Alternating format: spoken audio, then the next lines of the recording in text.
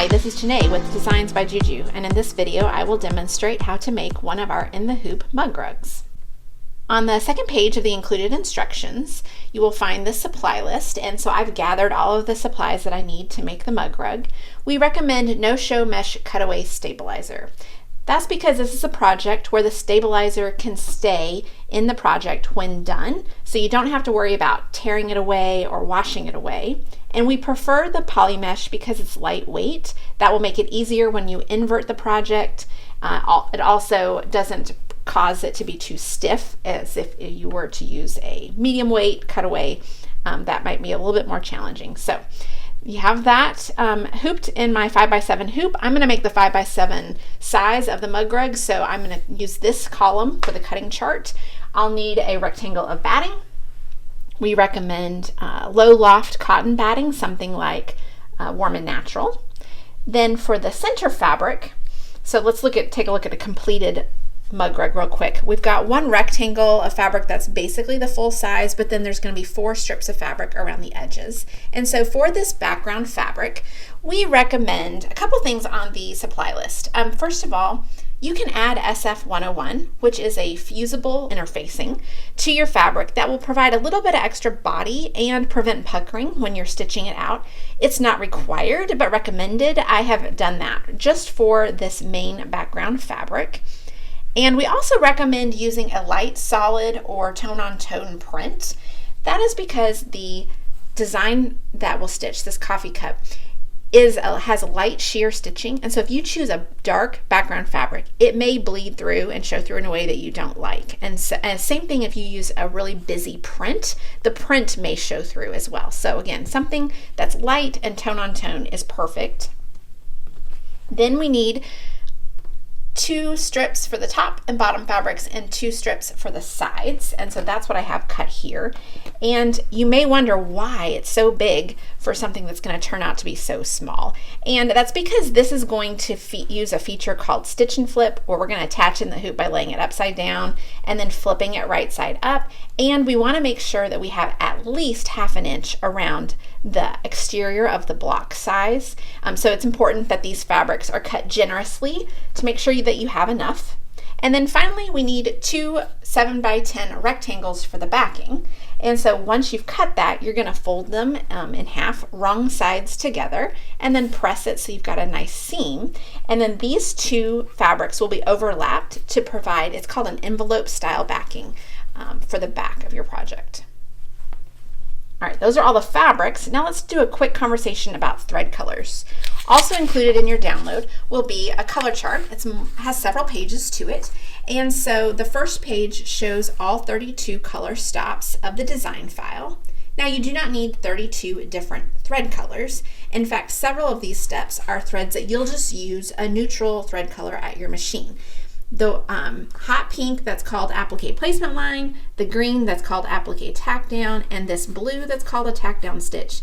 These are all important steps at our machine that allow us to add the different fabrics, but the actual thread color isn't going to matter. It is important, though, that your design file has these 32 steps so that your machine will behave properly. What will be important is choosing the thread colors down here that will actually create the design. We use a Floriani polyester thread catalog in our digitizing software, and so these numbers and names go with the Floriani thread catalog. However, you may not have Floriani threads. In fact, that is my situation. I use Marathon threads. So I have selected threads that look similar to these as close as possible. I didn't use a conversion chart. I just used visual cues from these colors and picked threads that I like, that I own, and that also are going to match the fabrics that I've chosen. So let's kind of take a quick look at the color chart. The very few couple pages have to do with adding the fabrics, but then starting at color stop 20 is when the design starts. And so I've chosen a coffee color. This is for the cup accent that's shown right here on the mug rug. Green for leaves. Then the flowers are made of 3 different colors. There's this lighter pink, that's the flower petals, and then we've got the flower petal medium accent and flower petal dark accent. And so again, on our cutting chart, our color chart, You'll see that here as coral and carrot and burgundy. I've chosen these 3 colors, which are gonna look nicely with my fabric, okay? But you don't have to actually use these exact same thread colors. You could use 3 shades of different colors. For example, my favorite color is blue. So my first sample, in order to achieve this look, I used these 3 shades of blue for my flower. When you look at the instructions that were created when Tracy stitched her sample, she wanted yellow flowers. So she used 3 different shades of yellows and browns to create hers to kind of have a sunflower look. Again, just because we suggest these Floriani thread colors, that doesn't mean you have to order those exact numbers. The beauty of custom embroidery is getting to create a unique project with the fabrics and threads of your choice. All right, I've got all my supplies gathered, so let's head to the embroidery machine. I've opened the design file on my embroidery machine, and because I have a single needle, my hoops are vertical, and so the mug rug is rotated in this direction. And you want to make sure that when you open the design file, it is rotated so the pour yourself is on the left and the cup of ambition is on the right. And that way your design is oriented the same way as the instructions. If you are using a multi-needle and you have horizontal hoops, then you want to make sure that it's rotated right side up. And then when you're following the instructions, you'll just have to mentally turn your paper so that it is oriented the same way. All right, the first step is a placement line for the batting. And again, I would normally use a neutral thread color, but for the purposes of this video, I have loaded a dark thread color so that you're able to see what I'm doing. So I'm gonna lower my foot and stitch this directly onto the stabilizer.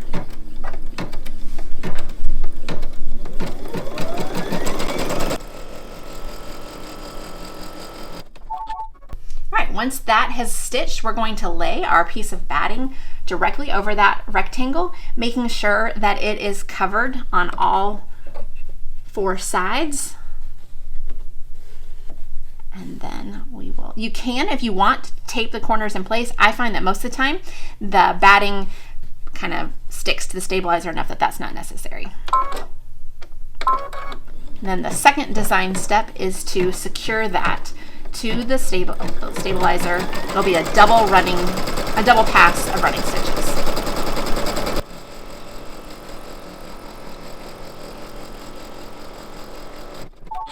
At this point, we're going to remove the hoop from the machine. We are not going to unhoop our project, but we're just going to take it off and trim around the batting. All right, I've removed the hoop from the machine, and now I need to carefully trim away the batting. And you want to trim as close as you can to the stitch line without snipping those stitches. And we're going to trim around all 4 sides of this. I have trimmed out the batting, and I'm returning to the machine. The next design step is the placement line for the center fabric. And I have changed my threads to something that coordinates.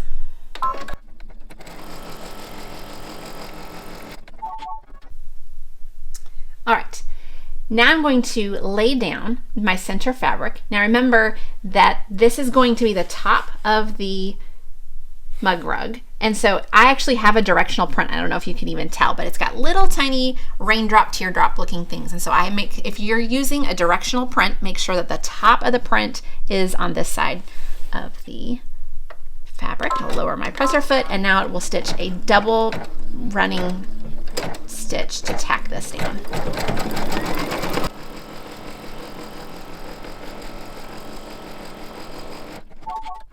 All right, at this point I will remove the hoop from the machine and trim the fabric out. We want to trim out this fabric, again, just like the batting, cutting as close to that stitching line as possible, and we will cut around all 4 sides of this. The next design step is the quilting. And so again, I have a coordinating thread color loaded to my machine so that it will match the background fabric.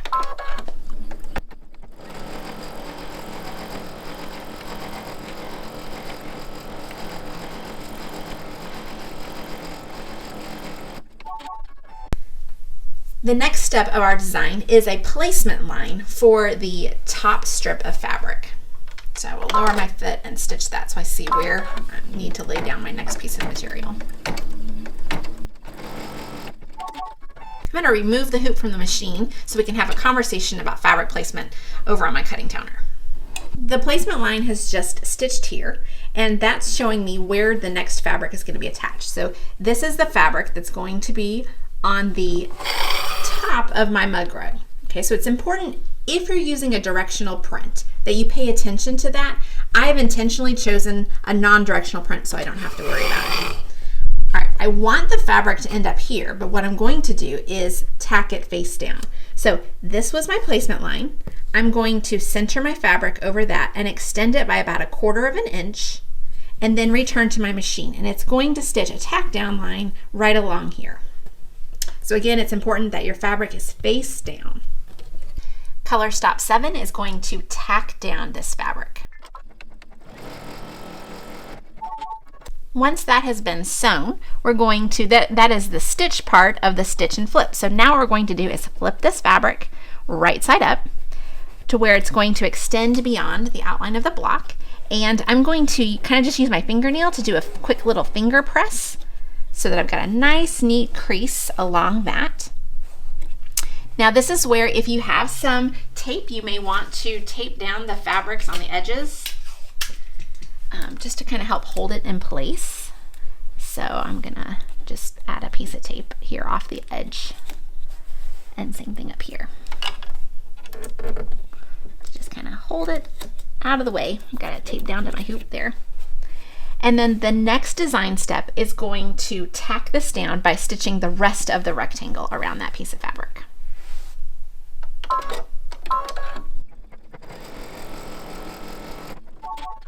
The next 3 design steps will be exactly the same except a mirror image.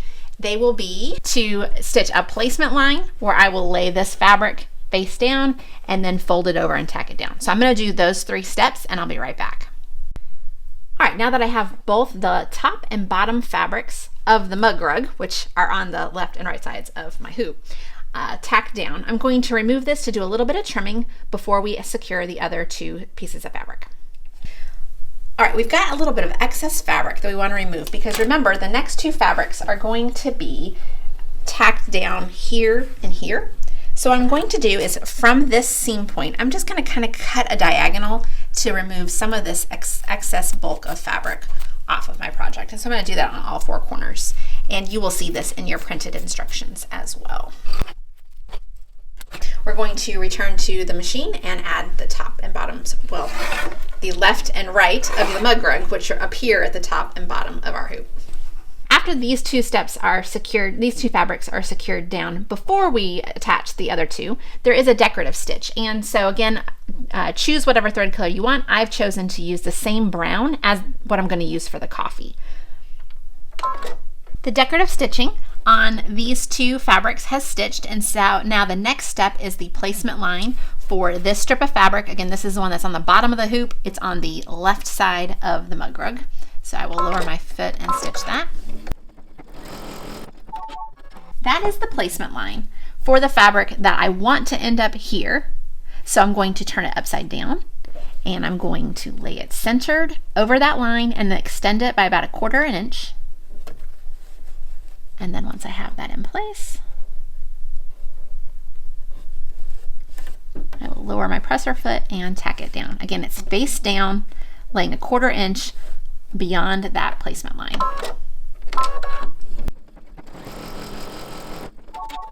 I will fold it right side up and finger press this down so I've got a nice seam, and then lower my presser foot to tack this down. All right, the next 3 steps are going to be similar. It's going to be a placement line. I will lay my fabric face down, 1/4 inch over that, tack it down, fold it up, and secure it in place. So I'm going to do that off camera. All 4 fabrics have now been tacked down, and so I'm going to pay attention to my color chart at this point. My next step is going to be stitching the decorative stitches on the left and right side of the mug rug, which in my hoop is down here at the bottom and the top. And then the next few steps are going to be the design file. So what I have done, if you notice actually on my screen, my machine has Madeira polyester thread catalog where the thread chart has Floriani and I'm using Marathon. So to keep myself on track, I have laid out my threads in the sequence. So I'm going to use the same brown for those decorative stitches as for the coffee, and then all the threads I have in sequence here are going to match up with this. So that way at each thread change, regardless of what my machine says, I have picked out my threads. So I'm going to lower my presser foot and I'm going to work through the next several design steps all the way to the very end. So I'm going to stitch all of these and the text, and I'm going to stop here and then come back to you guys for this last design step. We're down to our very last design step, and that is going to be to tack down the backing. So this is when we use our two pieces of fabric that have been folded wrong sides together. We want to layer them. We're going to take the first fabric and we're going to lay it across the top of the hoop. If you are using a multi-needle machine, then you're going to want to lay down the right side fabric first. So we're going to lay this down, and we want the fold to be a little over halfway across the hoop. So I'm going to, like this, I don't know if you see that notch, but that's the halfway mark of my hoop. So I'm going to lay this one a little past. And then also this one is going to be overlapping a little bit on the other direction. And so now we've got these two pieces of fabric overlapped, and we're going to take it back to our machine. One thing I'm going to do real quick is I'm going to just add a little bit of tape where these two overlap on the very outskirts of my hoop to try to hold those down. And then we're going to return to the machine to stitch the last design step. Technically, thread color doesn't matter too much for this last step, but I do typically try to choose one that matches my fabric as close as possible. So I've got my dark red thread in there. And so I'm going to hit start, and you're going to see that's going to tack down this backing.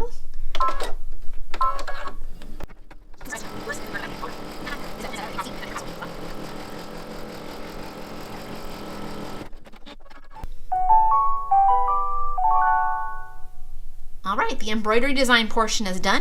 What we need to do now is remove the hoop from the machine and do some trimming and inverting. All right, I'm going to remove the tape that I had used to secure that fabric down. And now it's time to go ahead and remove this from the hoop, so I can just pop this out. I'm going to turn it to the back side, and the first thing I'm going to do is use my scissors to trim away the excess stabilizer. And again, we're just cutting away what is on the outside of the design file. You don't have to worry about trimming away stabilizer from the inside of the design, because it's fine that it stays in the hoop or stays in the project. If you had used tear away stabilizer and you want to try to tear away all the stabilizer that's on the inside, you could, but again, we recommend cut away for that reason. All right, then we need to trim around the perimeter of our design by 1/4 inch. And so I'm going to use a ruler and rotary cutter. If you don't have a rotary cutter, that's fine. You can absolutely use scissors for this and just kind of eyeball 1/4 inch around all four sides. Once you have all four sides trimmed off, then to make your points a little bit sharper, you can then cut off just the corners. And if you trim those corners away, be careful not to cut the stitching line. You don't want holes in the corner of your project. But this will reduce the bulk when we invert the project. All right, so now, remember how we had overlapping fabric for the backing? This is how we turn it inside out. So we're going to invert our project. And just use your fingers to poke the corners out as best you can. And once you complete this half, then we're going to turn this half inside out. And again, we'll poke these corners out. And then at this point, to make really nice sharp corners, we need to use a tool. So some sort of little stick that you can use to push through the corners and make them as sharp as possible without poking through the fabric. So you don't want to use something that's too sharp that's going to pierce the fabric.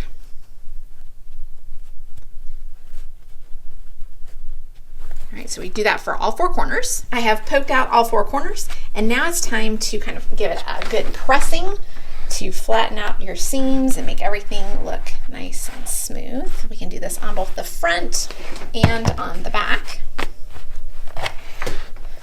just to make sure your edges are crisp, and that will help your final project lay flat. At this point, you can call your project done. However, if you don't want this to be open, then you can use a fusible product like Heat and Bond Light or Steam-A-Seam or Stitch Witchery, something like that, that is fusible on both sides. So this is my little tiny piece of Heat and Bond Light that I'm going to stick inside here where I can't see any of it. And then if I fuse that in place, just follow the manufacturer's instructions for how long you need to press it. And then on this particular style of fusible, I will need to peel off my paper. And now lay that down and iron it again to fuse it to the other side.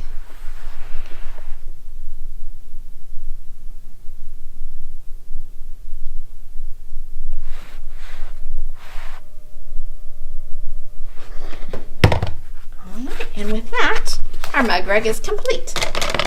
And now I have a pair of mug rugs. This design is a freebie on our website. You can go and add it to your cart and download it for free, and then stitch out your own version. We can't wait to see your color combination.